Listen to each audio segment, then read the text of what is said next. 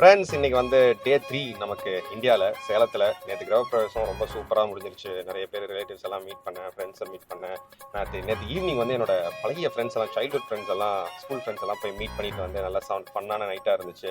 அதுக்கப்புறம் இன்னைக்கு காலையில் நானும் நம்ம தினேஷும் புது வீட்டில் இருந்து ஸ்டஃப் எல்லாத்தையும் கொண்டு வந்து வீட்டில் ட்ராப் பண்ணோம். ஏன்னா நிறைய கிரகப்பிரவேச திங்ஸ் எல்லாம் இருந்துச்சு. அதெல்லாம் கொண்டாந்து வீட்டில் ட்ராப் பண்ணிட்டு அப்பா அம்மாலாம் நேற்று அங்கே தான் தூங்குனாங்க.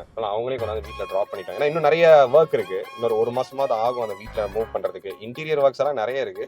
அதெல்லாம் பொறுமையாக தான் பண்ணுவோம்னு நினைக்கிறேன். இப்போ பண்ணுவோமான்னு தெரியல. பட் உங்களுக்கு ஹோம் டூர் காட்டுறேன்னு சொல்லியிருந்தேன். ஸோ அதனால இப்போ திரும்பி புது வீட்டுக்கு போய் உங்களுக்கு குவிக்கா அந்த வீடை வந்து டூர் அடிச்சு காட்டிடுறேன்.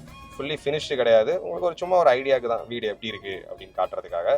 வாங்க குயிக்கா ஒரு டூர் அடிப்போம். பை த வே, நான் கனடா திரும்பி மூவ் பண்ணதுக்கப்புறம், இந்தியாவில இருந்து 2 இயர்ஸ் பேக் கனடா மூவ் பண்ணதுக்கப்புறம் நிறைய பேர் கேட்டிருந்தீங்க சஃபாரி என்னப்பா ஆச்சு அப்படின்னு சொல்லிட்டு. சஃபாரி தான் நம்ம சஃபாரி தான். இது வந்து இப்போ எங்க அப்பா அம்மாவும் காவியா அப்பா அம்மாவும் மாற்றி மாற்றி யூஸ் பண்ணிக்கிட்டு இருக்காங்க. அதுதான் நம்ம வண்டி எடுத்துட்டு மறுபடியும் வந்து ஊருக்குள்ள சுத்திக்கிட்டு இருக்கோம். என்னடா தினேஷ், மோஸ்டா இவன் தான் ஓட்டிக்கிட்டு இருக்கான். லக்கி காய். நான் கூட ஓட்டுறதில்ல, இவன் தான் ஜாஸ்தி ஓட்டுறான். நினைச்சிட்டு இருக்காங்களா?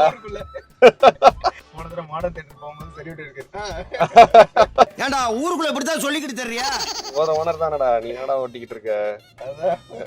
எப்பவுமே எங்க அப்பா அம்மா ஊருக்கு போனாலும் சரி, இல்ல காவியா அப்பா அம்மா ஊருக்கு போனாலும் சரி, தினேஷ் தான் இப்போ வந்து ஒரு ஃபேமிலி மெம்பர் ஆயிட்டான். அவனதான் வந்து ஃபர்ஸ்ட் போன் அடிக்கிறாங்க, தினேஷ் எங்க இருக்க, வா போலாம் அப்படின்ட்டு. அதனால முக்காவாசி நேரம் தினேஷோட வண்டி மாதிரி அடிச்சு.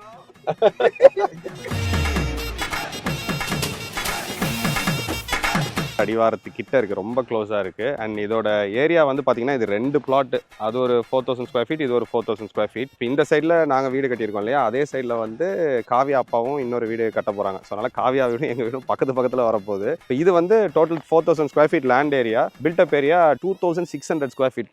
வாங்க அப்படியே உள்ள போய் பார்ப்போம். ஃப்ரண்டேஜ் எலிவேஷன் எல்லாமே இங்கே ஃபுல்லா வேற மாதிரி வரப்போகுது. இப்போதைக்கு பார்த்தா தெரியாது. வேறு மாதிரி ஒரு பிளான் வச்சுருக்கோம். ஃபுல்லாக இதெல்லாம் அடித்து வர்ற மாதிரி. இது பார்க்கிங் ஏரியா. மற்றபடி இங்கே வந்து ஒரு வாட்டர் பாடி மாதிரி ஒன்று வரப்போகுது. அண்ட் உள்ளே போனால் இதான் லிவிங் ரூம். பெரிய லிவிங் ரூம். மேலே வந்து பார்த்தீங்கன்னா ஹை சீலிங் கொடுத்துருக்கு. அதை வந்து நான் உங்களுக்கு பேக்ரவுண்ட் ஃபுட்டேஜாக வைக்கிறேன். சீலிங் வந்து எவ்வளோ ஹையாக இருக்குது அப்படின்னு சொல்லிட்டு. லிவிங் ரூம், இங்கே டைனிங் ரூம், அப்படியே வந்தால் இங்கே கிச்சன். நிறைய ஸ்டோரேஜ் கொடுத்துருக்கு கிச்சனில். எவ்வளோ சாமான் வேணால் வச்சுக்கலாம். கீழே வந்து அப்பா அம்மாவோட பெட்ரூம். இங்கே ஒரு பெட்ரூம், வாஷ்ரூம்லாம் இன்னும் பெருசாக ஃபினிஷ் பண்ணல.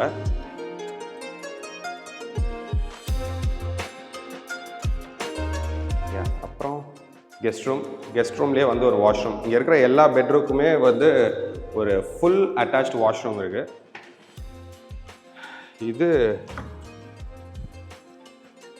இது வந்து நம்மளோட யூட்டிலிட்டி ரூம். இங்கே தான் வாஷிங் மிஷின் வரப்போகுது.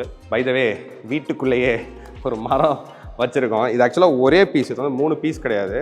ஒரே மரம் ட்ரக்கில் எடுத்துகிட்டு வந்து வச்சுருக்கோம். இதில் வந்து ஒரு 4 அடி 5 அடிக்கு உள்ளே தோண்டி மரத்தை உள்ளே இறக்கியிருக்காங்க. இது வந்து நாவல் மரம் கொண்டாந்து வச்சுருக்கு. இன்னும் கொஞ்சம் பெயிண்ட் ஒர்க் இருக்குது இதில் பண்ணுறதுக்கு.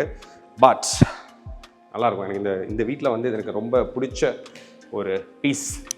ஃபர்ஸ்ட் ஃப்ளோர் வந்தால் டேரெக்டாக உள்ளே போனால் இதுதான் ஒரு மீடியா ரூம்னு வச்சுக்கலாம். Media room. இங்கே வந்து ஒரு பெரிய பால்கனி இருக்குது. பெரிய பால்கனியில் ஒரு சிட் அவுட் ஏரியா. அதை வந்து ஃபுல்லாக கார்டன் ஏரியா மாதிரி பண்ண போகிறோம். வெளியிலேருந்து பார்த்தா நல்லா லுக்காக ஒரு கார்டன் இருக்க மாதிரி. ஹோம் தியேட்டராக பண்ணலாம்.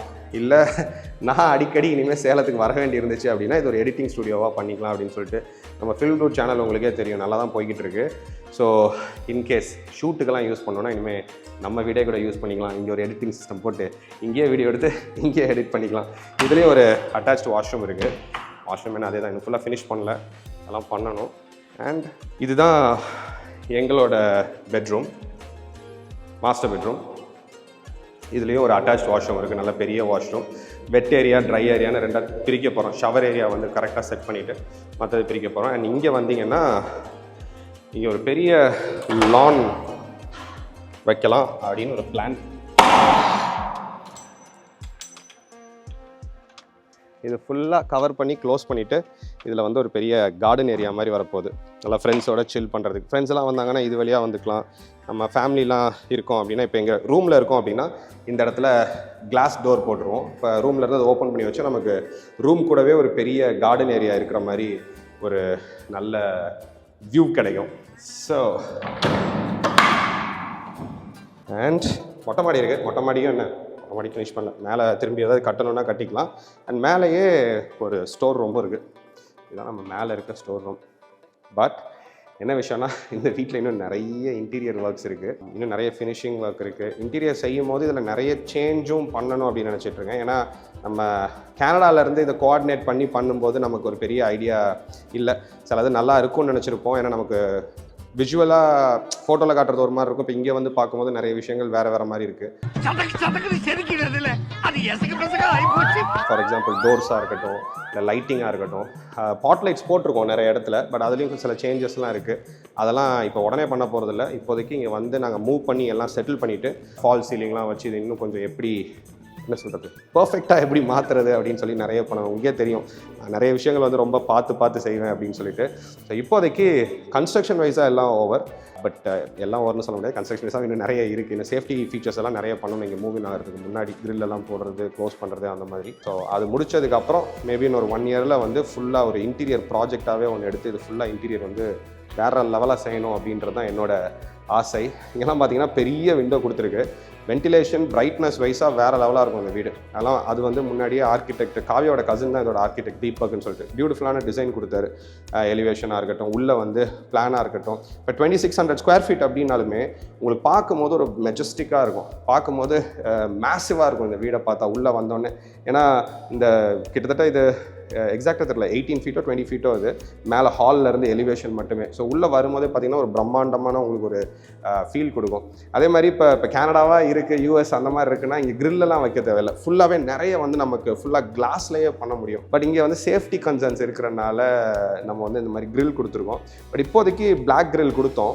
இது வச்சு பார்த்துட்டு தான் ஃபைனலாக டிசைட் பண்ணணும். இது பிளாக்லேயே இருக்கட்டுமா இல்லை ஒயிட் பெயிண்ட் அடித்தா நல்லாயிருக்கும். அந்த இன்டீரியர் செய்யும்போது நல்ல ஒரு டிசைனர்கிட்ட கேட்டு டிஸ்கஸ் பண்ணி இங்கே ஆல்ரெடி இருக்கிறத வந்து எப்படி இன்னும் மோர் பியூட்டிஃபுல்லாக பண்ணலாம் அப்படின்றது தான் என் மைண்டில் இப்போதைக்கு ஓடிக்கிட்டு இருக்கு. எஸ், இதுதான் குட்டி டூர். நம்ம வீடு பிடிச்சிருக்கோன்னு நினைக்கிறேன். இந்த வீடியோவை இதோட நம்ம முடிச்சுக்குவோம். அடுத்தது நான் இப்போ வேகமாக போய் குளிச்சுட்டு, இன்னும் காலையில் குளிக்கலை, இந்த மூவிங் ஷிஃப்டிங்லேயே இருந்தனால அடுத்தது போயிட்டு வீட்டுக்கு போயிட்டு காவியாவான பிக்கப் பண்ணிவிட்டு நம்ம இன்றைக்கே சென்னை போகிறோம். இன்றைக்கி மண்டே 10ஆம் தேதி, இன்றைக்கே சென்னை போகிறோம். ஏன்னா 13th எனக்கு ஃப்ளைட் இருக்குது. இன்றைக்கி நம்ம போய் சேர்றதுக்கே ஈவினிங் ஆகிடும். பெருசாக எதுவும் ஒர்க் பண்ண முடியும்னு எனக்கு தோணலை. நாளைக்கு வந்து சில வீடியோஸ் எடுக்க வேண்டியிருக்கு, சில பேரை மீட் பண்ண வேண்டியிருக்கு. நாளைக்கு அதெல்லாம் முடிச்சோன்னா தான் 12th அன்னைக்கு மட்டும் கொஞ்சம் ரிலாக்ஸ் பண்ணிவிட்டு 13th வந்து நம்ம பேக் டு கனடா. ஸோ இந்த வீடியோ பற்றின தாட்ஸை கமெண்ட்ஸில் சொல்லுங்கள். நம்ம வீடு எப்படி இருந்துச்சு அப்படின்றதையும் கமெண்ட் பண்ணுங்கள். தேங்க்யூ, பாய்.